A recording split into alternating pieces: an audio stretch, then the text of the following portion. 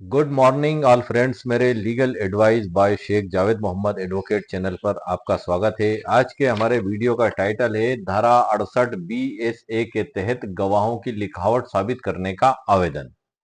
मेरे प्रिय कानूनी साथियों और कानून की आस में बैठे वादियों, अक्सर अदालत की दहलीज पर आकर एक बहुत बड़ी दीवार खड़ी हो जाती है गवाहों की अनुपलब्धता, मतलब गवाह का उपलब्ध नहीं होना। आपने सालों तक मुकदमा लड़ा, वसीयत रजिस्ट्री संभाल कर रखी सालों तक आपने, लेकिन जब उसे साबित करने का समय आया तो पता चला कि उस पर हस्ताक्षर करने वाले गवाह अब इस दुनिया में नहीं रहे या वे कहीं लापता हो गए। ऐसी स्थिति में एक आम इंसान घबरा जाता है, लेकिन इसमें आपको घबराना नहीं है। और उसे लगता है कि एक आम इंसान को कि उसका केस अब खत्म हो गया है, लेकिन कानून कभी भी किसी को लाचार नहीं छोड़ता। भारतीय साक्ष्य अधिनियम BSA 2023 की धारा 68, जो पुरानी धारा 69 की जगह आई है, इसी में एक मजबूती का समाधान दिया गया है। इसमें हम धारा 68 की आवेदन की ड्राफ्ट और उसके साथ लगने वाले शपथ पत्र पे हम चर्चा करेंगे। वैसे सामान्य नियम यह है कि वसीयत जैसे दस्तावेज को साबित करने के लिए कम से कम एक चश्मदीद गवाह को कोर्ट में लाना अनिवार्य है। लेकिन अगर गवाह मर चुका है या नहीं मिल रहा है तो धारा 68 हमें लिखावट और हस्ताक्षर के जरिए दस्तावेज साबित करने की अनुमति देती है। बाबू सिंह बनाम राम सहाय 2008 का जो एक सुप्रीम कोर्ट का लैंडमार्क जजमेंट है, ये एक सबक के रूप में हमारे सामने आता है, क्योंकि इसमें जो है कि इसको साबित करने का तरीका बताया गया है सर्वोच्च न्यायालय के द्वारा। यदि आपने उस तरीका का इस्तेमाल नहीं किया तो न्यायालय ये मानता है कि आप धारा 68 के तहत आप लाभ प्राप्त करने के अधिकारी नहीं है। तो इसका लाभ प्राप्त करने के लिए हमें धारा 68 के तहत न्यायालय में एक आवेदन लगाना होगा। उसकी ड्राफ्ट क्या होगी वो इस ई बुक PDF में मैंने आपके लिए तैयार करके रखी है। साथ ही उसके एक शपथ पत्र भी लगेगा। उसकी ड्राफ्ट क्या होगी वो भी मैंने आपके लिए इस ई बुक PDF में तैयार करके रखी है। बड़ा छोटा आवेदन है, छोटी सी ड्राफ्ट है, लेकिन इस छोटी सी कार्रवाई को अगर पूर्ण हम नहीं कर पाए कानूनी तरीके से तो हो सकता है कि हम केस हार जाएं, हमारा मुकदमा खारिज हो जाए। इसी के लिए जो सुप्रीम कोर्ट ने इस लैंडमार्क जजमेंट में एक बहुत बड़ी बात कही है कि धारा 68 कोई शॉर्टकट नहीं है। आप सिर्फ कोर्ट में खड़े होकर यह नहीं कह सकते कि साहब गवाह नहीं मिल रहा है इसलिए लिखावट साबित करने की इजाजत दे दो, या फिर आप कोर्ट को यह आप मतलब कोर्ट में आप ये भी नहीं कह सकते डायस पे जाकर जज साहब से मौखिक तौर से कि माननीय न्यायालय ये गवाह जो है कि विदेश में चला गया है, विपक्षी पार्टी से मिल गया है। ये सब चीजें मान्य नहीं की जाएंगी। उसको प्रॉपर तरीके से आपको साबित करना पड़ेगा। उसको जो प्रॉपर तरीके का साबित करने का जो तरीका वही मैं आज आपके लिए इसमें लेकर आया हूं। और इसमें आपको जो साबित करना होगा कि आपने उसे ढूंढने की कोई कसर नहीं छोड़ी। सबसे महत्वपूर्ण बात है ये अदालत में आपको साबित करना होगा। आपने उसे समन भेजे, वारंट जारी करवाए, लेकिन फिर भी वह नहीं मिला। जब आप अपनी मजबूरी रिकॉर्ड पर लाते हैं तभी धारा 68 का दरवाजा खुलता है। इसमें जो ड्राफ्टिंग है इसी बुक में आवेदन और शपथ पत्र जो मैंने तैयार किए हैं वे केवल कागज के टुकड़े नहीं है, वे आपकी सद्भावना का प्रमाण है। याद रखिए इसमें सर, आप अदालतें वकील की मुंह जुबानी बयानों पर नहीं बल्कि शपथ पत्र पर दिए गए रिकॉर्ड पर चलती हैं। लिखावट पहचानने वाला गवाह, जिसे आइडेंटिफिटर कहते हैं, वही होना चाहिए जो उस व्यक्ति की शैली से वास्तव में परिचित हो। इसमें एक प्रो टिप भी मैंने लिखी हुई है कि जब भी आप धारा 68 का लाभ लेना चाहें तो कोर्ट को यह विश्वास दिलाएं कि आप आलसी नहीं बल्कि लाचार हैं।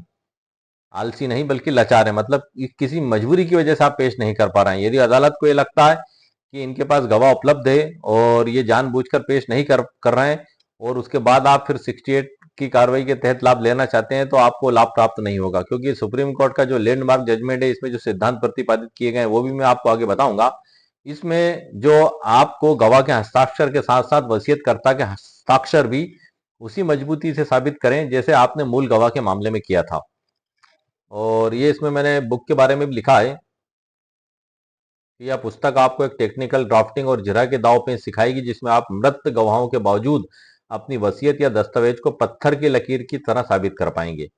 अब हम आते हैं सर BSA 2023 के धारा 68 के तहत अनुमति हेतु आवेदन की ड्राफ्ट के। ये ड्राफ्ट मैंने आपके लिए स्पेशली तौर पर तैयार की है।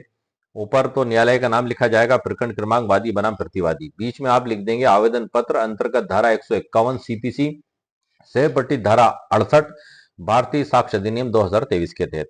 मान्य न्यायालय से वादी का विनम्र निवेदन है। नंबर 1 आपको जो निवेदन में लिखना है, ये एक आइडियल ड्राफ्ट है। आप आपके केस की कंडीशन और परिस्थिति के हिसाब से इसको तब्दील भी कर सकते हैं। ये नहीं है कि मैंने लिख दिया तो आप सेम टू सेम, उसमें आप अपने हिसाब से अपने वकील साहब से सलाह मशवरा करके इसमें तब्दीली कर सकते हैं। नंबर 1 है यह कि उक्त प्रकरण वर्तमान में प्रार्थीवादी के साक्ष्य के स्तर पर लंबित है। यह नंबर पेरा 1 हो गया आवेदन का। नंबर दूसरा है यह कि प्रकरण में विवादित दस्तावेज, वसीयत या अन्य जो भी हो, दिनांक को निष्पादित हुआ था जिस पर श्री एवं श्री अटेस्टिंग विटनेस थे। ये आपको लिख देना है। तीसरा पेरा है यह कि प्रार्थी ने उक्त गवाहों को समन मौखिक रूप से उपस्थित कराने का पूर्ण प्रयास किया, किंतु गवाहों की मृत्यु हो जाने के कारण या गवाहों का पता न चलने के कारण उन्हें न्यायालय में परीक्षित कराना वर्तमान में असंभव है।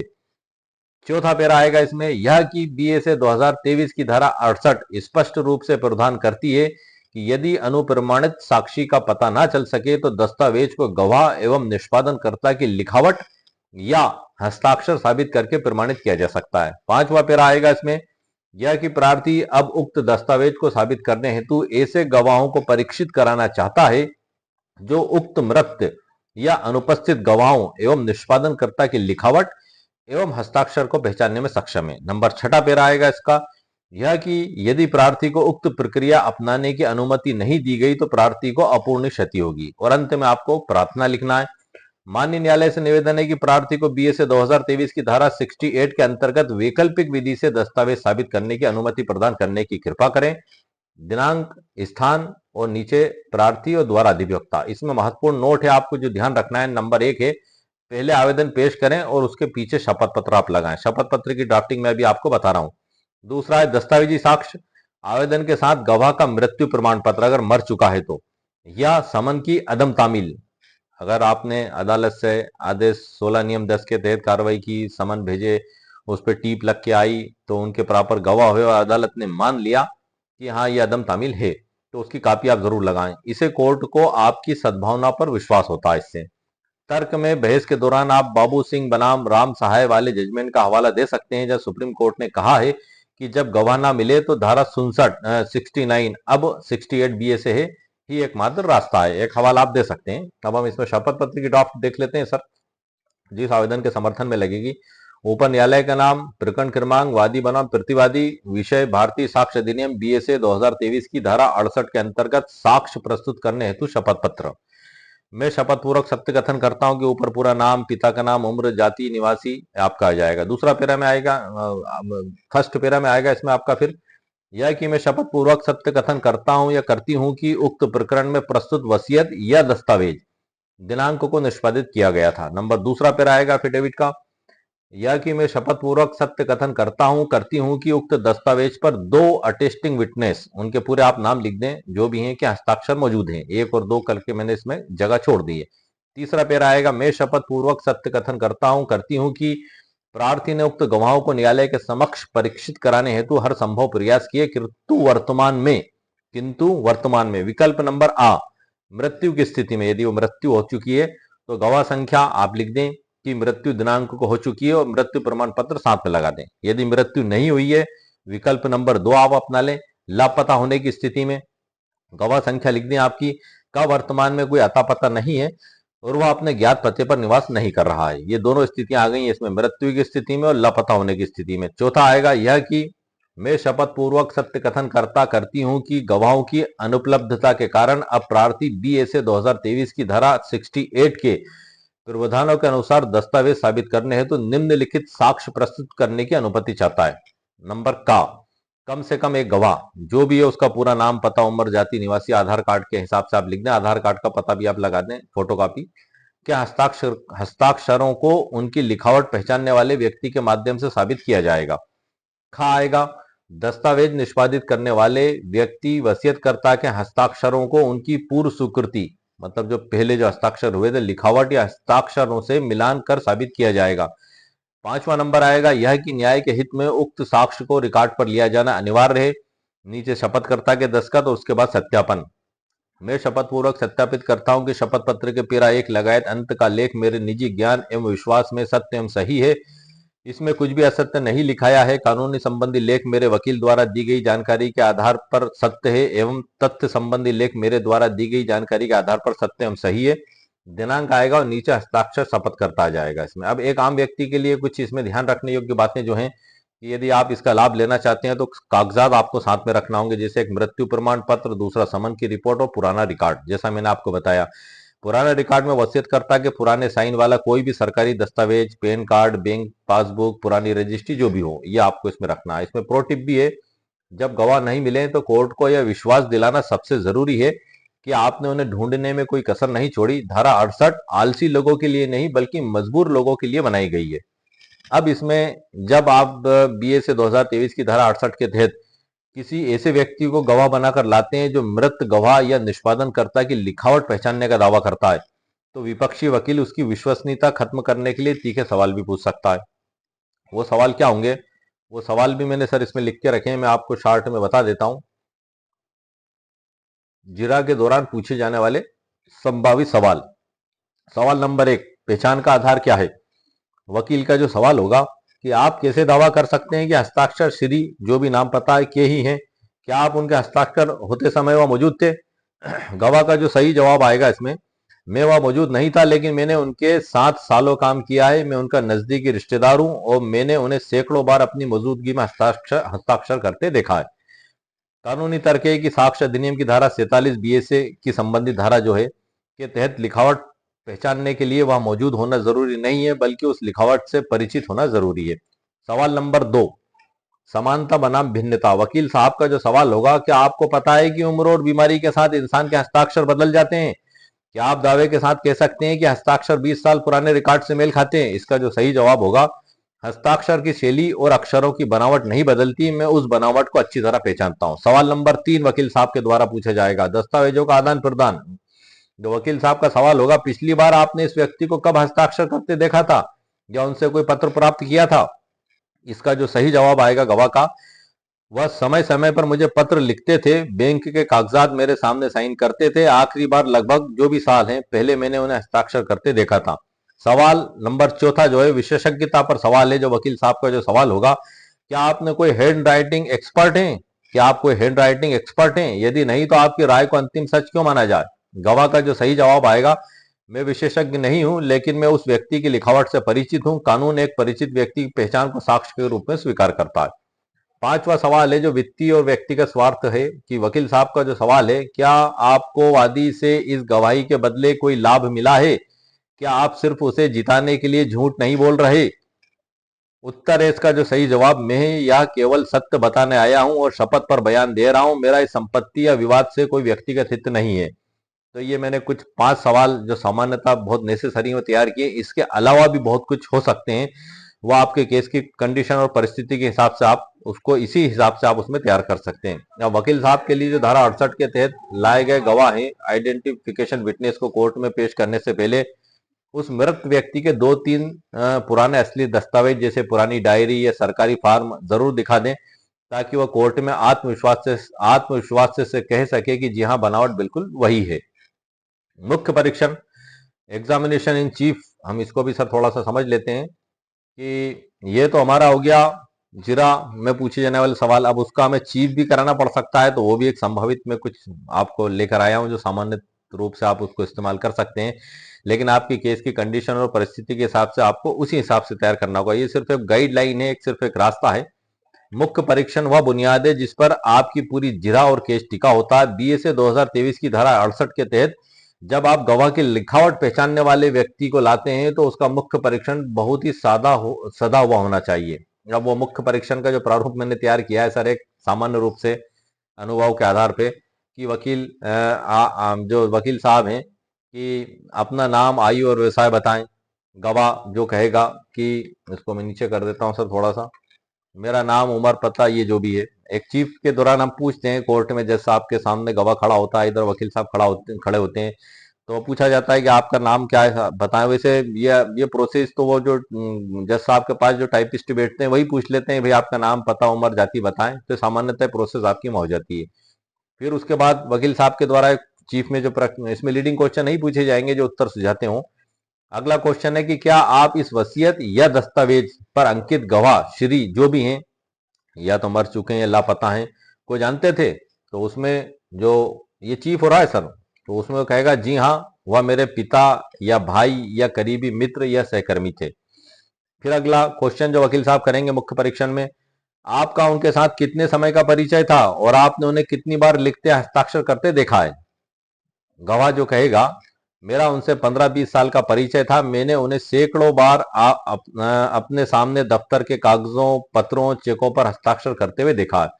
फिर वकील साहब अगला क्वेश्चन पूछेंगे, कोर्ट की अनुमति से मूल दस्तावेज दिखाते हुए इस दस्तावेज जो भी ये प्रदर्श है उस पर अंकित होगा, पर गवाह के स्थान पर मौजूद हस्ताक्षरों को देखें और बताएं कि ये किसके हैं।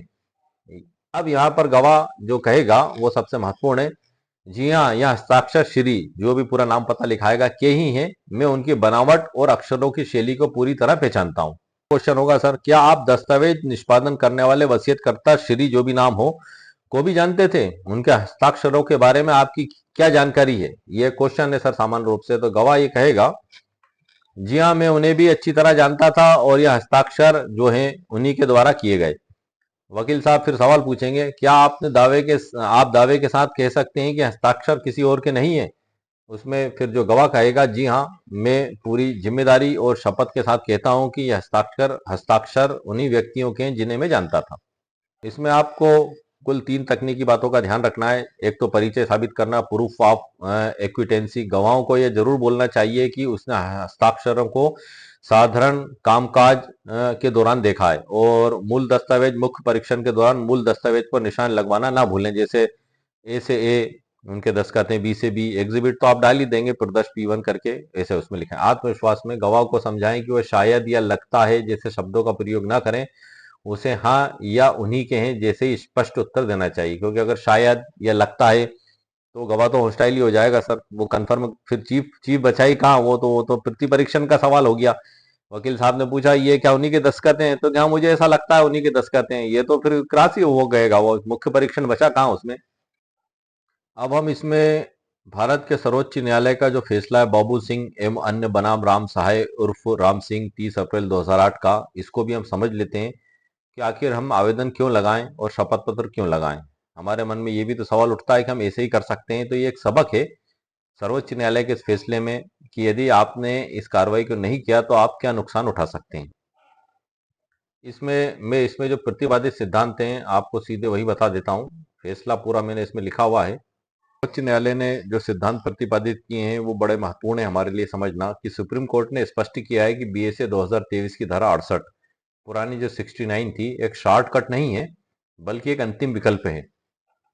धारा 68 जो उसके संबंध में बताया है कि ये कब लागू होगी। नंबर 1 है जब गवाह मर चुका हो, या न्यायालय के अधिकार क्षेत्र से बाहर हो, या वादी ने उसे खोजने की हर संभव कोशिश हो और वह न मिला हो। ये इसमें लागू होने की शर्तें हैं।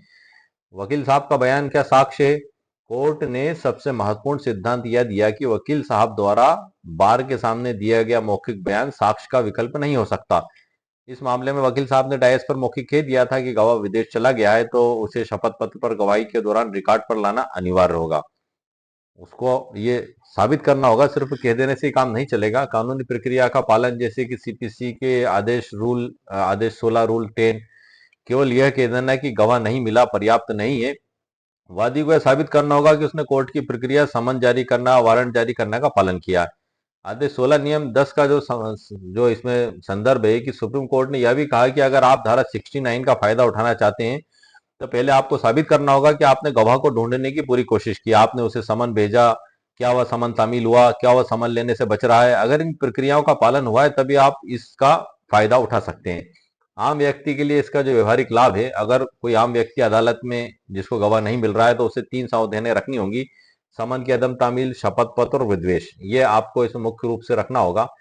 इसमें जो मुख्य बात बताई गई है जजमेंट में, मैं आपको वही बता देता हूं। ये जजमेंट का पैरा क्रमांक है जिसको मैं पढ़ रहा हूं सर आपको, कि अन्य गवाह मोहन सिंह जीवित थे और वादी ने यह कहकर उन्हें छोड़ दिया कि दूसरे पक्ष ने उन्हें अपने पक्ष में कर लिया है। अतः भारतीय साक्ष्य अधिनियम की धारा 68 के अनुसार वसीयत प्रदर्श P2 सिद्ध नहीं हुई मानी गई। ये जो पैरा क्रमांक 6 है वो भी मैं आपको पढ़ के बता दूं कि विद्वान न्यायाधीश ने पाया कि वादी के वकील के अनुसार गवाहों में से एक हरनेक सिंह उर्फ हाउस भारत से बाहर जा चुका था और दूसरा गवाह जो है कि मर चुका था, इसलिए वसीयत को विधिवत सिद्ध माना जाना चाहिए। इसमें जो न्यायालय ने निर्णय दिया, ये इस निर्णय से हमें पता लगता है कि आखिर हम इस प्रक्रिया को करेंगे तो हो सकता है कि हम उस नुकसान से बच जाएं जो इसमें नुकसान हुआ है। हालांकि इस बात का कोई पुख्ता और ठोस सबूत मौजूद नहीं है कि हाउस विदेश गया था, लेकिन अगर मान भी ले कि वादी का दावा सही है, तब भी उपपंजीयक ने वसीयत पर केवल मोहन सिंह के हस्ताक्षरों की पहचान की थी जो गवाह हैं। हालांकि वादी ने जो गवाह नंबर 9 है देवेंद्र प्रसाद हस्तलेख विशेषज्ञ की जांच भी, जिन्होंने वसीयत प्रदर्श P2 और विक्रय विलेख पर निष्पादक के हस्ताक्षरों की जांच की, लेकिन उन्होंने इन सभी हस्ताक्षरों को मानक हस्ताक्षर माना। हालांकि वादी विक्रय विलेखों में राम बख्श के हस्ताक्षर होने का प्रमाण नहीं है।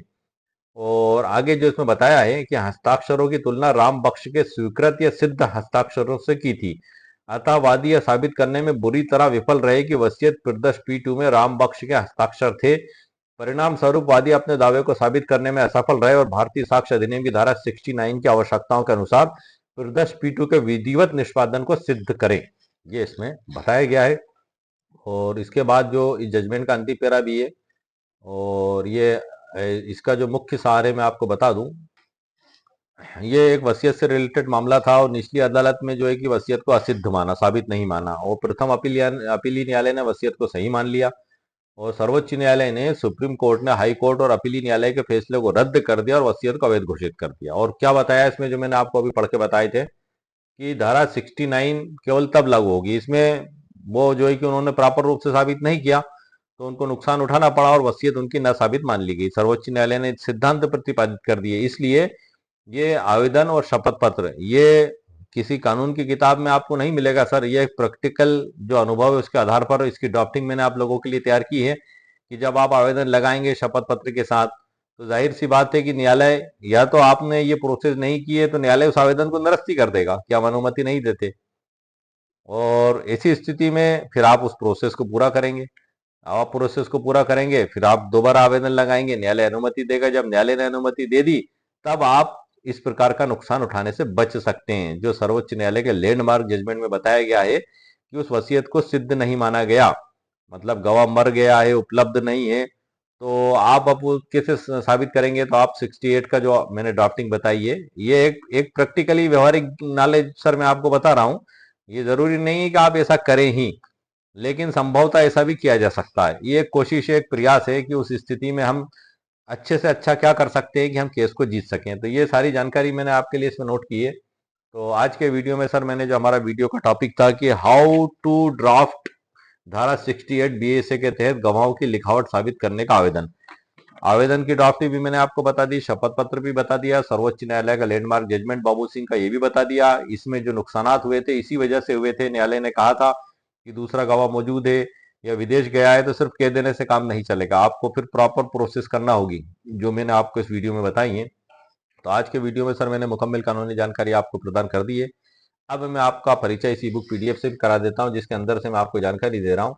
ये हमारे ई बुक का टाइटल है हाउ टू ड्राफ्ट धारा 68 68 BSA के तहत गवाहों की लिखावट साबित करने का आवेदन, ये हमारे वीडियो का टाइटल है। और ये इसके बाद जो अध्याय चालू होते हैं, ये मैं आपको बता दूं सर, ये अध्याय लगभग चेंज नहीं किए गए हैं। क्यों नहीं किए गए हैं? क्योंकि ये बेसिक स्ट्रक्चर वही है इसका, यदि हम इनको ही चेंज कर देंगे तो फिर बचेगा क्या। लेकिन इसमें मैंने काफी कुछ नई जानकारियां भी ऐड की हैं, तकरीबन 30% 40% नई जानकारियां जोड़ने की कोशिश की है मैंने इसमें, जो आपको पिछली बुक्स में नहीं मिलेगी। अध्याय 1 में, भाग 1 में वसीयत और साक्ष्य का आधार, इसमें अध्याय 1 में लिखा है वसीयत क्या है, अध्याय 2 में वसीयत बनाम अन्य दस्तावेज, अध्याय 3 में वसीयत पर संदेह के बादल, और भाग 2 में एंगर केस के 3 गोल्डन रूल, मतलब वसीयत को साबित करने के 3 गोल्डन रूल। इस पे मैं स्पेशल वीडियो बना चुका हूं, उसकी स्पेशल ई बुक PDF भी मेरे द्वारा लिखी जा चुकी है, लेकिन उसके मुख्य अंश इस ई बुक PDF में भी आपको मिल जाएंगे। अध्याय 1 में तीनों गोल्डन रूल के बारे में बताया है, भाग 3 में संदिग्ध परिस्थितियां और उनका समाधान, अध्याय 7 में संदिग्ध परिस्थितियां, 8 में लाभार्थी की सक्रिय भूमिका और 9 में धोखाधड़ी अनुचित प्रभाव, इन सब की डिटेल व्याख्या सरल उदाहरणों के साथ इसमें की गई है। भाग 4 में साक्ष्य की प्रक्रिया, जैसे अध्याय 10 में एक्सपर्ट ओपिनियन, 11 में गवाहों की विश्वसनीयता, 12 में वसीयत का पंजीकरण, ये सब है। और अध्याय 5 में न्यायिक मिसालें और भविष्य, अध्याय 13 में एंगर केस के बाद जो है कि 1200 बार इस केस का हवाला दिया गया। एक लैंडमार्क जजमेंट है। 14 में है निचली अदालत बनाम उच्च न्यायालय। 15 में नजरा शजरा और वंशावली वसीयत के साथ वंशावली का महत्व, जैसा हमने पहले चर्चा की थी। अध्याय 16 में दस्तावेज खुद नहीं बोलते, उन्हें गवाहों के जरिए बुलवाना पड़ता है। साक्ष्य अधिनियम की धारा 67, 68 और एंगर केस का सिद्धांत, इस पे मैं स्पेशल वीडियो भी बना चुका हूँ। ई बुक भी मेरे द्वारा लिखी जा चुकी है। इस अध्याय में भी मैंने इसको शामिल किया है। अध्याय 17 में वसीयत प्राप्त करने के 50 गलत या संदिग्ध तरीके, 4 सुप्रीम कोर्ट लैंडमार्क जजमेंट सहित, इसके ऊपर भी मैं स्पेशल वीडियो बना चुका हूँ। ई बुक पीडीएफ भी बना चुका हूँ, जो उसी वीडियो के नीचे डिस्क्रिप्शन बॉक्स में मौजूद है। लेकिन इस ई बुक में भी उस अध्याय को मैंने शामिल किया। अध्याय 18 में है हमारा एक व्यूवर्स का सवाल था, जो काफी अच्छा सवाल था। काफी लोगों की समस्या हो सकती है, इस सवाल पे मैंने स्पेशल वीडियो और ई बुक दोनों बना दिए हैं। सवाल पढ़ देता हूं मैं। यदि वसीयत का गवाह जीरा में कहता है कि मैंने उक्त वसीयत पर एक गवाह के रूप में हस्ताक्षर किए थे, इस चरण पर गवाह को मूल वसीयत दिखाई जाती है और उस पर उसके हस्ताक्षरों के बारे में पूछा जाता है, जिस पर गवाह कहता है कि इस पर मैंने हस्ताक्षर नहीं है, हालांकि मेरा नाम मेरी अपनी लिखावट में लिखा हुआ है। इसको भी मैंने इस बुक पीडीएफ में शामिल किया है। 19 में क्या लकवाग्रस्त या मानसिक बीमार व्यक्ति वसीयत कर सकता है? ये पिछला वीडियो जस्ट अपलोड किया था इसी टाइटल से, लेकिन उसका जो मुख्य टॉपिक है वो इसमें मैंने शामिल किया है। उसके बाद सर ये आती है डिस्क्लेमर। ये एक ई बुक पीडीएफ है, इसका उपयोग आप स्वयं की जानकारी के लिए कर सकते हैं। किसी कोर्ट कचहरी अदालत में पेश नहीं कर सकते, लेकिन इसके अंदर जो कानून बताया गया है और इसके अंदर सर्वोच्च न्यायालय के फैसले दिए गए, उनको आप कोर्ट में जज साहब के समक्ष बता सकते हैं। उसी के साथ जो आगे इसमें बताया गया है प्रस्तावना है, और प्रस्तावना के बाद जो है कि फिर ये वही अध्याय चालू होते हैं जो मैंने आपको अभी बताए, ड्राफ्टिंग वगैरह। तो इस प्रकार से आज के वीडियो में सर मैंने आपको मुकम्मल कानूनी जानकारी हमारे टॉपिक पर प्रदान कर दी है। अक्सर कई व्यूवर्स बड़े हताशा और निराशा भरे कमेंट्स करते हैं कि अरे सर ये सर्वोच्च न्यायालय के फैसले निचली अदालत नहीं मानती और अलग पटक देती है। तो मैं आपको एक बात बता देता हूं कि आपके पास दूसरा रास्ता क्या है। क्या कोर्ट से बेहतर विकल्प आपके पास है? अगर है तो आप वहां आप जा सकते हैं। भाई आदमी अंतिम रूप से थक हार के अदालत के समक्ष ही तो आता है और उसको पूर्ण विश्वास होता है कि वहां उसे न्याय मिलेगा, और न्याय मिलता भी है। लेकिन आप जो ये सोचते हैं कि जो सर्वोच्च न्यायालय के फैसले अधीनस्थ न्यायालय नहीं मानता, तो आपकी गलत सोच है। क्यों? क्योंकि भारतीय संविधान के अनुच्छेद 141 में बताया गया है कि सर्वोच्च न्यायालय ने जो भी जजमेंट दिए हैं तो अधीनस्थ न्यायालय पर वो बाध्यकारी है। लेकिन शर्त और सवाल ये है कि उसके फैक्ट आपके केस से मिलते जुलते हों। अब पता लग रहा है कि आपका फैक्ट तो जमीन की खरीदी बिक्री से संबंधित है, और आप जो है कि उसमें जजमेंट जो है कि चेक बाउंस का दे रहे हैं, तो आप भला अदालत कैसे मानेगी उसको? वो फैक्ट, वो परिस्थितियां होना भी तो चाहिए। अब जैसे धारा 68 भारतीय साक्ष्य अधिनियम 2023 पे मैंने वीडियो बनाया, और ये बाबू सिंह का जो मामला इसी से संबंधित है। इसमें जो सर्वोच्च न्यायालय ने ये सिद्धांत बताया कि यदि आप इस प्रकार का कार्य करेंगे, इन कानूनी शर्तों का पालन नहीं करेंगे, तो आपकी वसीयत को साबित नहीं माना जाएगा। तो अब ऐसी स्थिति में हम क्या कर सकते हैं? तो इसी स्थिति में मैं आपके लिए स्पेशल एक तरीका ढूंढ के लाया हूं कि आप धारा 68 के तहत आवेदन लगाएं अनुमति मांगने का, और उसके साथ शपथ पत्र लगाएं और साथ में डॉक्यूमेंट्स लगाएं। जब अदालत ने अनुमति दे दी, तब फिर आपका केस हारने का तो सवाल ही नहीं उठता सर। क्योंकि जिस मुद्दे पे केस हारे हैं, वो मुद्दा ही अगर फर्स्ट कंडीशन में डिसाइड हो जाता है, तो फिर भला आपको क्या नुकसान होगा? एक सोचने वाली बात है। क्योंकि आप इसको इस तरीके से भी सोच सकते हैं, जैसे लिमिटेशन एक्ट जो है 1963, उसकी धारा 5 है। आप कोर्ट में दावा पेश करते हैं, दावा पेश आपने कर दिया। अब आपने उदाहरण के तौर पर अनुबंध पालन का दावा कोर्ट में पेश किया। अब 3 साल के अंदर उसकी मियाद है, आप लेके गए 4 साल बाद। अब 1 साल का आपको स्पष्टीकरण तो देना होगा, आपने नहीं दिया, दावा पेश कर दिया। विपक्षी पार्टी आई, सामने वाले प्रतिवादी को समन की तामील हुई, उन्होंने तुरंत ही आदेश 7 नियम 11 का जो है कि आवेदन पेश कर दिया कोर्ट में कि साहब ये विधि द्वारा वर्जित है और लिमिटेशन बाय, जज साहब लिमिटेशन निकाल के देखेंगे और आपका आवेदन खारिज कर देंगे। कभी कभी ऐसा भी होता है कि विपक्षी पार्टी आपत्ति नहीं करती है, और कार्य की अधिकता होने के कारण जज साहब भी कभी कभी नहीं देख पाते हैं, मुकदमा सालों चल जाता है। फिर सालों चलने के बाद नुकसान किसका होता है? आप ही का होता है। तो इसलिए हमें दावा पेश करते समय जैसी जरूरी बातों का ध्यान रखना होता है, वैसे ही जरूरी है धारा 68 भी है सर, ये भारतीय साक्ष्य अधिनियम 2023 की। क्योंकि बाबू सिंह का जो एक सबक है, ये प्रकरण सर्वोच्च न्यायालय का एक सीखने के लिए हमारे लिए बड़ी गाइडलाइन है। मैंने इसको इसी बुक पीडीएफ में इसलिए शामिल किया है, क्योंकि मैं अगर ये बात आपको बिना उस जजमेंट के हवाले से बताता, तो इसमें कोई वजन नहीं होता, कोई वैल्यूएशन नहीं होता। क्या ठीक है, ये तो औपचारिकता है, लेकिन ये औपचारिकता नहीं है सर। सर्वोच्च न्यायालय उनके जजमेंट में कह रहा है, जो मैंने अभी आपको बताया था। वो जजमेंट में कितनी जबरदस्त बात कही है कि गवाह जीवित था और ये कह दिया कि विपक्षी से मिल गया है या विदेश चला गया है या मर गया है, साहब हम गवाह नहीं करा सकते, तो अब आप हम दूसरे को कराने की अनुमति आप दे दी जाए। तो सर्वोच्च न्यायालय ने फिर उसको क्या कहा, कभी उन्होंने करा भी दिए गवाह किसी कारणवश या किसी भी आधार पर, तो सर्वोच्च न्यायालय क्या कह रहा है कि इन कारणों को, इन इन वजहों को आपको पूरा करना होगा, उसके बाद ही आप इन धाराओं का लाभ ले सकते हैं। मर गया तो मृत्यु सर्टिफिकेट है, घर के पते पे आपको तामील कराना होगी, तामील कुनिंदा लिख कर लाएंगे, पूरा पंचनामा बनाएंगे, अड़ोस पड़ोस से पूछेंगे कि ये मर गया है या फिर ये गांव छोड़कर कहीं चला गया है, पता नहीं चल रहा है, लापता हो गया, उसके बाद ही फिर आप धारा 68 की ओर बढ़ पाएंगे। यदि आपने इन चीजों को पूरा किए बगैर ही डायरेक्ट आप बढ़ गए, तो सर्वोच्च न्यायालय का लैंडमार्क जजमेंट एक सबक के रूप में आपके सामने मौजूद है। तो आज के वीडियो में सर मैंने आपको मुकम्मल कानूनी जानकारी प्रदान कर दी है, और ये जो जानकारी मैंने दी है आपको ई बुक पीडीएफ के अंदर से, उसकी लिंक इस वीडियो के नीचे डिस्क्रिप्शन बॉक्स में मेरे द्वारा दे दी गई है। यदि आपको आवश्यकता महसूस हो तो आप इसको यहाँ से खरीद भी सकते हैं। 299 रुपए, 299 रुपीज मात्र इसकी कीमत मेरे द्वारा रखी गई है। और इसको खरीदने का तरीका यह है कि जब आप ई बुक डाउनलोड लिंक पर क्लिक करेंगे तो मेरी वेबसाइट पर पहुंच जाएंगे, वहां पर आपको आपका नाम, उपनाम, ईमेल आईडी और मोबाइल नंबर लिखना होगा। उसके बाद आप जैसे ही 299 रुपए का भुगतान करेंगे तो आपकी ईमेल आईडी पर मैसेज आएगा और वहां पर डाउनलोड लिखा दिखाई देगा। जब आप डाउनलोड पर क्लिक करेंगे तो तुरंत आपकी ईमेल आईडी पर आपके मोबाइल पर डाउनलोड हो जाएगी। मोबाइल, कंप्यूटर, स्मार्टफोन, जहां चाहे आप डाउनलोड कर सकते हैं और इसको आप पढ़ सकते हैं। इसके अंदर वो आवेदन की सरल सी ड्राफ्ट, छोटी सी ड्राफ्ट है सर, छोटा सा आवेदन है, छोटा सा शपथ पत्र है, लेकिन नुकसान कितना बड़ा कर गया कि सर्वोच्च न्यायालय तक जब मामला पहुंचा, अब आप समझ सकते हैं कि सालों की लड़ाई लड़ते लड़ते आदमी सर्वोच्च न्यायालय गया होगा इस उम्मीद में कि मैं केस जीतूंगा, और वहां सिर्फ इस आधार पर कि धारा 68 जो पहले 69 थी उसकी कानूनी औपचारिकताओं को पूरा नहीं किया गया, इस आधार पर ही उस वसीयत को सिद्ध नहीं माना गया। तो ये एक बड़ी महत्वपूर्ण चीज है जो मैंने आपको बताई है। और मैं आपको बता दूं कि ये जो जानकारी मैंने आपको दी है ये प्रैक्टिकल अनुभव के आधार पर दी है, ये आपको किताबों में नहीं मिलेगी।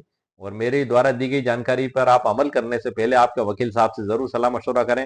हो सकता है वो इससे भी बेहतर कुछ और आपको बता दें, या हो सकता है इससे बेहतर कुछ ना हो। यदि आपको उचित लगता है तो आप इस आवेदन की ड्राफ्ट का और शपथ पत्र का उपयोग कर सकते हैं। सर्वोच्च न्यायालय के लैंडमार्क जजमेंट को आप बतौर सबक रख सकते हैं। कोर्ट में आप ना बताएं भले ही, ये मैंने इसलिए लिखा है क्योंकि ये अगर हम इस कमियों को रखेंगे तो हमारी भी वसीयत या जो भी दस्तावेज है उसको अदालत साबित नहीं मानेगी इस परिस्थितियों में, जो fact Babu Singh landmark judgement में दिए गए हैं। तो इसलिए बतौर सबक मैंने जजमेंट इसमें आपके लिए लिख के रखा है। तो आज के वीडियो के संबंध में सर मैंने आपको मुकम्मल कानूनी जानकारी प्रदान कर दी है। उम्मीद है आपको मेरा वीडियो पसंद आया होगा। मेरे वीडियो को आप लाइक भी करें, शेयर भी करें और सब्सक्राइब भी करें। ओके, शुक्रिया, थैंक यू सर।